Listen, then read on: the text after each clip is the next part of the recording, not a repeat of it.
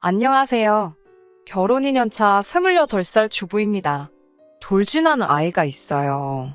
저희 시어머니가 여기에 올라오는 사연에서 자주 볼 법한 굉장히 유난스러운 분이세요. 특히 친정에다가 저희가 뭐 하나라도 더 해준다 싶으면 그걸 가지고 그렇게 물고 늘어지십니다. 제가 일부러 친정에다가 뭘 더 해주고 싶어 하거나 하는 그런 성격도 아니고 그런 모습을 보인 적도 없습니다. 오히려 양쪽 균형을 나름 잘 맞춰가면서 어느 한쪽 서운하지 않게 알아서 잘하는 편이라고 생각해요. 그런데 제가 경제권을 가지고 있다는 이유 하나만으로 시어머니께서는 제가 무조건 친정에다가 조그만 거라도 하나씩 더 해주고 있을 것이라고 생각하십니다. 처음 시어머니가 제가 경제권을 가지고 있다는 이유로 친정에 더 잘하고 있다는 듯이 말을 꺼내셨을 적에는 알게 모르게 스트레스에 시달려야 했어요. 저는 한쪽에만 치우칠 생각이 없는데 시어머니께서 저를 얌체 같은 며느리로 생각한다고 생각하니 견딜 수가 없었어요. 그래서 경제권을 차라리 남편에게 넘기고 이런 스트레스에서 벗어나보고자 했는데 남편에게 돈을 맡기는 건 고양이에게 생선을 맡기는 거나 다름없을 정도로 경제관념이 하나도 없더라고요. 남편은 돈을 펑펑 쓰는 걸 너무 좋아해요. 아낄 땐 아끼다가도 뭐 하나 해야겠다고 하면 전후사정 가리지 않고 돈을 홀랑 다 써버리거든요. 돈을 불려준다고 적금까지 깨서 주식에 홀라당 돈을 집어넣었을 때는 정말 이혼까지 해버릴 뻔했어요. 그래서 하는 수 없이 제가 다시 경제권을 가져오게 되었습니다. 저 하나 편하자고 남편에게 모든 걸 맡겼다간 정말 남는 게 하나도 없겠다는 생각이 들었습니다. 그래서 결국 시어머니에게 친정으로 돈을 빼돌리고 있다는 의혹을 받는 걸 멈출 수가 없게 되었네요.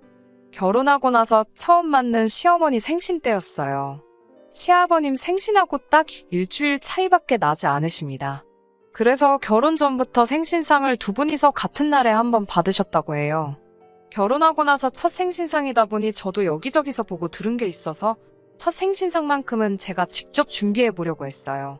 거기에 시아버지 생신상도 같이 하게 되니 음식 솜씨는 별로 없지만 나름 제대로 한번 준비해 보고 싶었어요. 여기저기서 조리법 같은 걸 받아 적어 놓고 생신상 메뉴를 짜기 시작했어요. 미역국은 기본이고 잡채에 갈비찜, 각종 전까지 제법 호화로운 메뉴를 만들어 놓고 혹시나 못 드시는 게 있을까봐 시어머니께 전화를 드려 메뉴를 읊어드렸어요. 시어머니는 시큰둥한 반응으로 그냥 나가서 사 먹자고 하시더라고요. 처음에는 저 손 많이 가는 거 번거롭게 뭘 그런 거를 다 하냐 하고 걱정해 주시는 줄 알고 조금 감동도 했습니다. 그런데 그게 아니었어요. 첫 생신을 시댁 근처에 있는 유명한 소갈비집에서 하게 되었는데 친정엄마 생신날에는 대체 뭘 먹으려고 시어머니 생일상을 그렇게 호화롭게 차리려고 했느냐며 비아냥대시더라고요. 시어머니는 제가 생신상을 차려드리고 그렇게 잘 해드린 만큼 친정에다가 뭐 더 엄청 좋은 걸 준비할 거라고 생각하셨나 봐요. 저는 진심을 담은 좋은 마음으로 준비한 건데 그걸 친정에 뭐 좋은 거 해주기 위한 모략같이 받아들이셨다니 참 많이 서운했습니다. 그런 생각 한 적 없다고 설명을 드리는데도 안 믿으시더라고요. 시집간 딸내미한테 생일상 받으려는 엄마가 세상 천하에 어디 있겠냐고 생일상 음식 여러 개 차려서 시댁 눈길을 다른 데로 돌려놓고 친정에서는 해외여행 같은 거 보내주지 않겠냐 뭐 이런 식으로 말씀하셨어요. 아니라고 몇 번을 말씀드리니 끝까지 못 믿으시겠다고 자기 눈으로 직접 봐야겠으니 친정엄마 생신날 자기도 그 자리에 불러달라고 하시더라고요. 그러다 생신상이 마무리될 때쯤에 한마디 더 붙이셨어요. 시어머니 생신을 시아버님 것과 동시에 진행하니 친정부모님 생신도 두 분 다 따로 챙기지 말고 하루 날짜 봐서 동시에 하라고 하시더군요. 친정부모님은 생일이 서로 5달 차이가 나는데 자기들 한 번 받을 거 저희 부모님은 따로 2번을 받는 게 내키지 않으셨던가 봐요.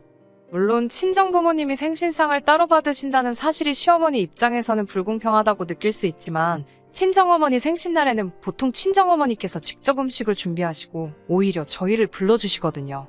게다가 시부모님은 원래 저희가 결혼하기 전부터도 두 분이 생신을 같이 진행했는데 두 분이 그러신다고 친정부모님 생신날을 하루는 강제적으로 챙기지 못하게 된다니 어이가 없었어요. 그냥 대답은 알겠다고 하고 말았지만 기분이 나쁜 건 변함이 없었습니다. 그나마 남편이 겉에서는 시부모님 편 들어주면서 뒤에 가서는 대답은 그렇게 했지만 실제로 그렇게 할 필요는 없다고 해줘서 그게 그나마 위안이 되었네요. 또 다른 일도 있어요. 우리 첫째가 태어날 때쯤에 고민을 많이 했어요. 결혼 초반 저희는 보통 부부들과 다를 바 없는 맞벌이 부부였습니다. 남편이 벌이가 많지 않은 상황에서 저도 계속 일을 해야만 했어요. 그렇다고 제 벌이가 엄청 좋은 편도 아닙니다. 평범한 회사원만큼 받아요. 계획보다 훨씬 빠르게 들어선 첫째였습니다. 아이가 태어나면 어떻게 해야 하나 난감한 상황에 제 여동생으로부터 좋은 소식을 전해 들었습니다. 당시에 제 여동생이 친구들과 동업을 하는 방식으로 인터넷 쇼핑몰을 창업하게 되었는데, 제 동생은 저녁에 출근해서 간밤에 들어온 물건을 포장하고 퇴근하는 일을 맡게 되었다고 합니다. 덕분에 낮에 시간이 비게 되어서 아직 쇼핑몰이 벌이도 안 좋고 하다 보니 용돈도 벌고 저도 도와줄 겸 해서 제 아이가 태어나면 낮에는 저희 집으로 와서 아이를 돌봐주면서 한 달에 50만 원을 받기로 했어요. 요즘에 50만 원 주고 제가 퇴근할 때까지 아이를 돌봐주는 사람이 어디 있나요? 가사도우미 분들은 집안일까지 같이 해주시기는 하지만 가격도 훨씬 비싸잖아요. 거기에 제 여동생이기도 하니 신원도 확실히 보장되어 있고 안전하다는 느낌도 받았고요. 돈을 더 주고 싶었지만 동생도 제 벌이 제 남편 벌이 뻔히 아는 상황에서 낮에 시간 비는 동안 겸사겸사 봐주는 거니까 전문 인력도 아니고 많이 줄 필요 없다고 극구 사양을 했어요. 너무 고마웠어요. 그런데 임신 5개월 무렵 시어머니께서 아이가 태어나면 제 회사는 어떻게 할 거냐는 질문을 받게 되었습니다. 시어머니가 제가 친정 쪽에 뭘 해주는 걸 싫어하시긴 하지만 이 경우는 오히려 제가 친정으로부터 도움을 받는 거나 마찬가지니 자신 있게 말씀드렸어요. 돌아온 반응은 제가 생각한 좋은 반응은 아니었습니다. 시어머니는 화를 내시며 아직 애가 태어나지도 않았는데 친정에 돈 빼돌릴 생각부터 하고 있다고 역정을 내시더라고요. 시어머니께 그게 어떻게 돈을 빼돌리는 거냐고 말씀을 드렸어요. 요즘 시터를 구하려고 해도 돈 200은 줘야 한다고, 제 동생이 반에 반도 안 되는 돈으로 아이를 봐주겠다는데 어떻게 그게 돈을 빼돌리는 거냐고요. 시어머니는 무슨 애 보는데 돈을 200씩을 받냐고 하면서 말도 안 되는 소리 하지 말라 하면서 귀를 아예 닫아버리셨어요. 그러면서 아이는 엄마 손으로 직접 키우는 게 맞지 않냐면서 저를 나무라시더군요. 시어머니께서 자기 때에는 어쩌고 하시면서 힘든 생활 속에서도 남편이나 신우들 키우면서 동시에 삼촌네 누구, 이모네 누구 다 자기가 어버 키웠다며 가족끼리 애 봐주는데 무슨 돈을 받는 게 어디냐고 하시더라고요. 남편이 제 편을 들어준다고는 하지만 시어머니 뜻은 꺾지 못해요. 겉에서 시어머니 비윗장이나 맞춰주고 저보고 뒤에서는 무시하라고 하고 마는 거지 완강하게 애를 돈까지 줘가며 보게 할 수는 없다. 직접 키워야 한다고 우기시는데 어떻게 할 도리가 없었습니다. 지금 와서 드는 생각인데 시어머니는 단지 제가 친정가족에게 도움을 받고 그런 것보다도 돈을 준다는 사실이 그냥 마음에 들지 않았던 것 같아요. 결국 시어머니 뜻을 꺾지 못했습니다. 한참을 옥신각신했지만 막무가내로 안 된다고만 말하는 시어머니를 당해낼 수 없었어요. 예정일이 다가올 때까지 만삭의 몸으로 회사에 다니며 일을 했습니다. 그래도 혹시나 하는 마음에 사직서를 제출하기 전에 육아휴직을 신청하게 되었고요. 아이가 태어나고 3개월, 아이를 직접 돌봄에 있어서 회사를 그만두고 육아에 전념하기로 한 결정이 잘했다는 생각이 들었어요. 시어머니 말처럼 돈 얼마를 포기하고 내 자식이 커가는 모습을 직접 두 눈에 담는 게 무조건 나쁜 결정이 아니라는 생각이 들었습니다. 육아휴직 기간이 얼마 남지 않은 어느 날, 저는 회사에 사직서를 제출하게 되었습니다. 여기까지는 시어머니도 제가 그 뜻에 따랐으니 흡족해 하셨고, 저도 제가 잘못 생각했던 부분이 있다는 점을 인정한 상황이었으니 정말 좋게 끝나는가 싶었죠. 그런데 여기서 남편이 큰 사건을 하나 일으키게 됩니다. 회사 돈을 빼돌려 주식을 하고 있었던 거예요. 뉴스에 대서특필될 정도로 금액이 커다란 횡령은 아니었어요. 애초에 그런 배포가 있는 남자도 아니기도 하고요. 남편 회사 대표가 비상금식으로 회사 금고에 어느 정도의 현금을 넣어놓고 있었나 봐요. 남편이 격리를 보고 있는 여직원과 친분이 있는데 그 여직원 시켜서 몰래 그 돈을 빼내 주식을 하고 있었다고 하네요.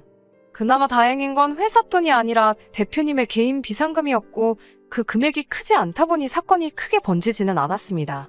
대신 남편은 회사에서 잘리게 되었습니다. 인수인계 때문에 후임자가 올 때까지 반년이라는 시간은 회사를 계속 다닐 수 있었지만 당장 6개월 뒤부터는 취직을 새로 했어야 하니까요. 게다가 회사 돈 빼돌려 주식한 이력이 있는 사람을 뽑아줄 회사가 있기나 할까 하는 생각이 들었어요. 눈앞이 캄캄하더라고요. 저는 사직서를 제출한 상황에 그나마 얼마 되지도 않는 수입마저 사라져버리게 되니 앞길이 막막했습니다.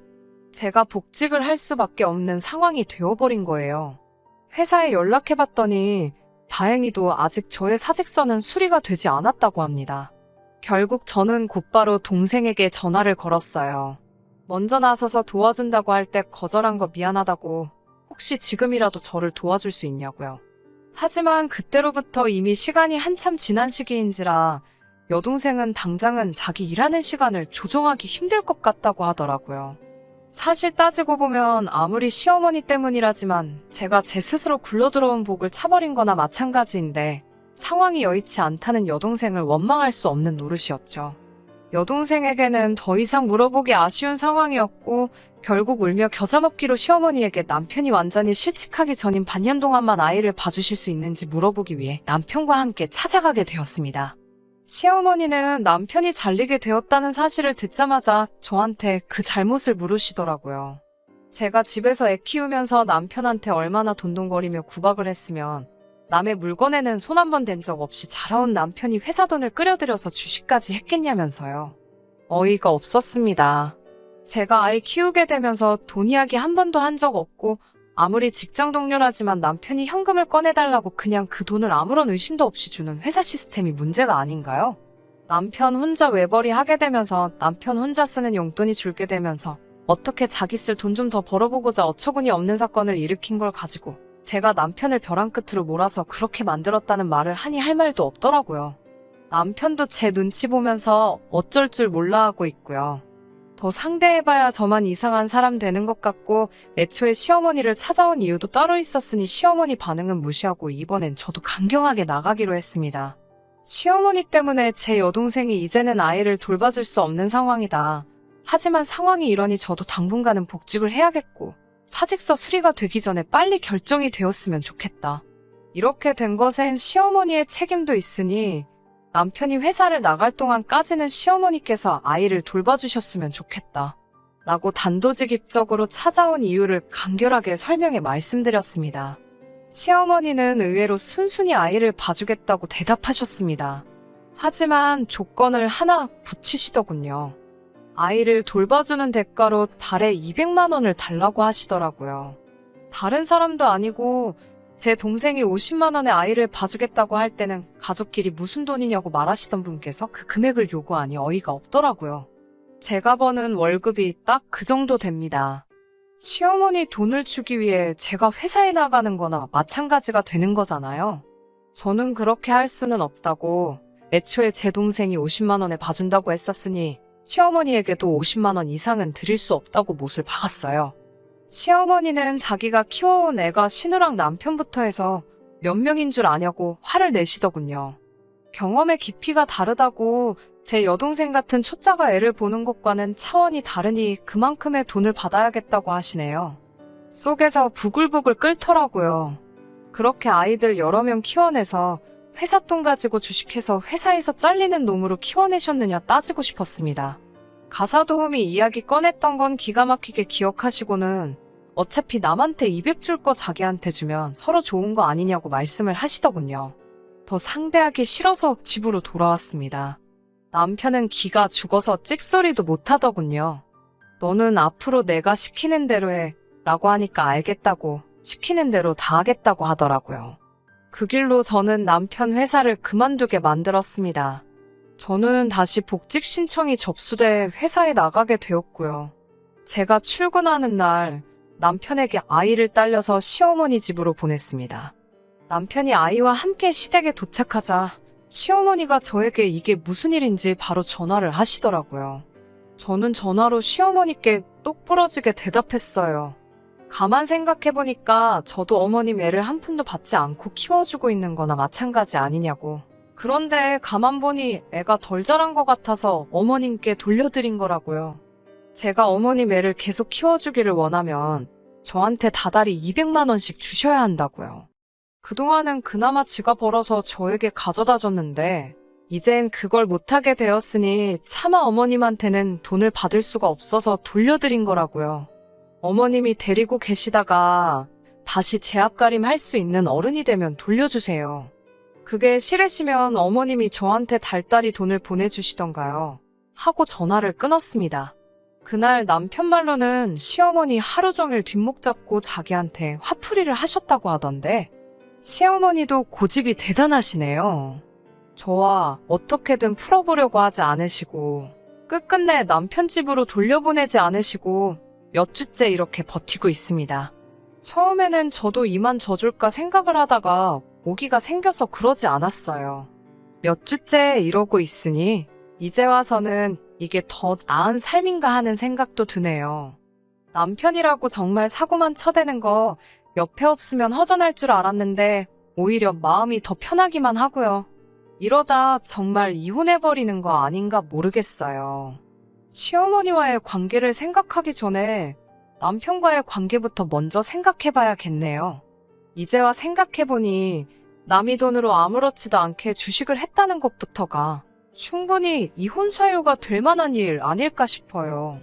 혼자서 천천히 지내보면서 저도 마음 정리를 좀 해야 할 것 같네요.